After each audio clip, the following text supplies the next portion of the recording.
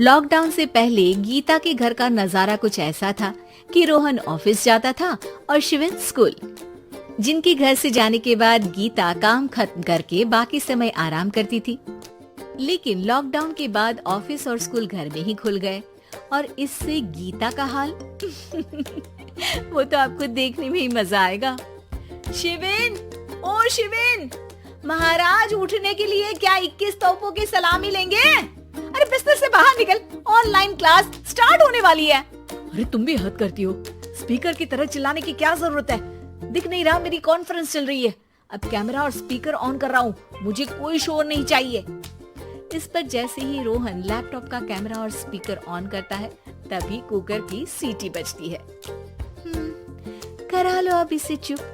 Lockdown नहीं हुआ, मेरी मौत का फरमान जारी हो गया। दोनों बाप बेटे ने नाक में दम किया हुआ है। ऐसा बोलकर गीता वहाँ से शिविन के कमरे में पहुँच जाती है, जहाँ शिविन अभी भी सो रहा होता है।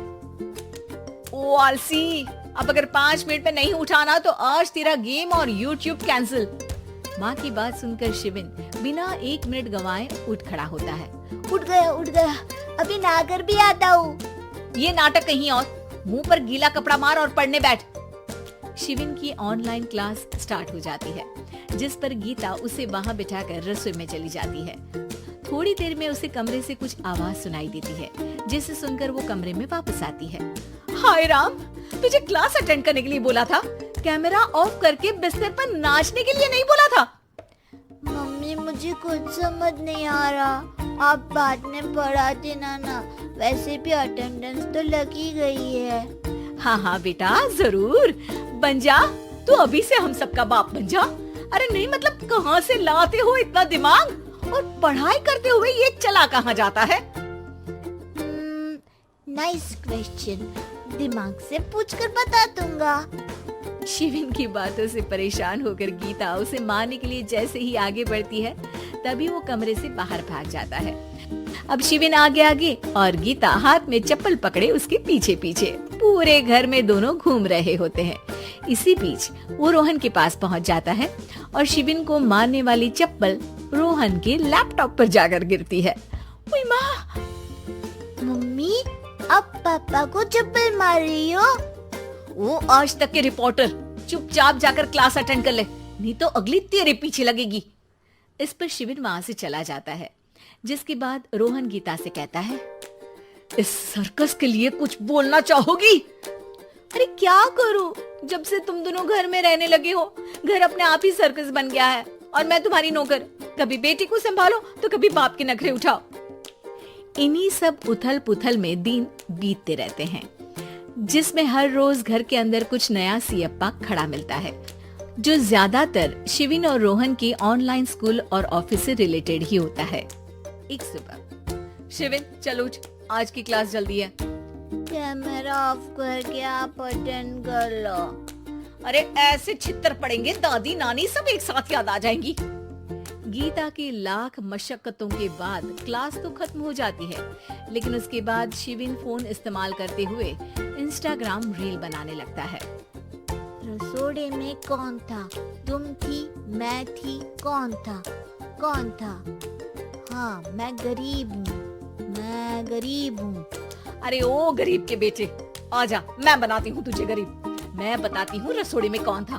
पढ़ाई करने बोलो तो इनकी माँ मर जाती है और ये पागलपंतियाँ जितनी मर्जी करा लो। गीता शिविन को डांट रही होती है, तभी रोहन बीच में बोल पड़ता है। अरे बच्चा ही तो है, इतना गुस्सा क्यों कर रही हो? बेटे का साथ देने की इसी एक कोशिश में अब शिविन के साथ साथ रोहन भी गीता के गुस्से की सूली पर चढ़ जाता है। अगर बेटे पर इतना ही प्यार आ रहा है तो इसे क्लास अटेंड क्यों नहीं कराते, इसका होमवर्क क्यों नहीं कराते? उस समय तो बहुत जल्दी मीटिंग आ जाती है, वो काम मैं करूं और यहाँ इस बेफिजूली की चीज में तरफदारी करके बन जाओ महान। हे भगवान, कोई तो इनके ऑफिस और स्कूल खुलवाओ, मैं इन्हें और घर में नहीं सह सकती। अरे कुछ और मांग लेती, क्योंकि तुम्हारी ये विश इस साल तो पूरी होने से रही, कोरोना। हाय नास पिटे ने जिंदगी ही बर्बाद कर दी। खाए कोई पचाए कोई, कल मुझे चुन चुन कर सबको मेरी बद्दुआ लगेगी। उन्होंने दुनिया का और इन बाप बेटे दोनों ने मेरा जीना मुश्किल कर दिया। गीता वहाँ से चली जाती है, जिसके बाद रोहन शिविन से कहता है, अरे तुम्हारी मम्मी इतनी भड़की हुई क्यों है? आपकी वजह से पूरा समय घर में रहते हो और उस पर कोई काम कराने की जगह बस ऑर्डर देते रहते हो। अच्छा बेटे, सारा इल्जाम मुझ पर? पूरा दिन तो वो तुम पर ही चिल्लाती है। हाँ, मतलब दोनों का 50-50 है, कुछ करना पड़ेगा। वो कहते ना, make the best out of worst. I have an idea. वैसे तुम्हारी माँ सही कहती है, बहुत जुबान चलाने लगे हो, कम बोला करो।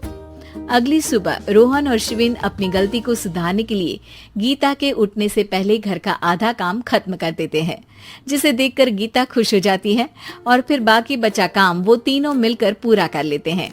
जिसके बाद अब वो सब मिल बांट कर हर काम में एक दूसरे की मदद करते हुए लॉकडाउन का मजा लेने लगते हैं।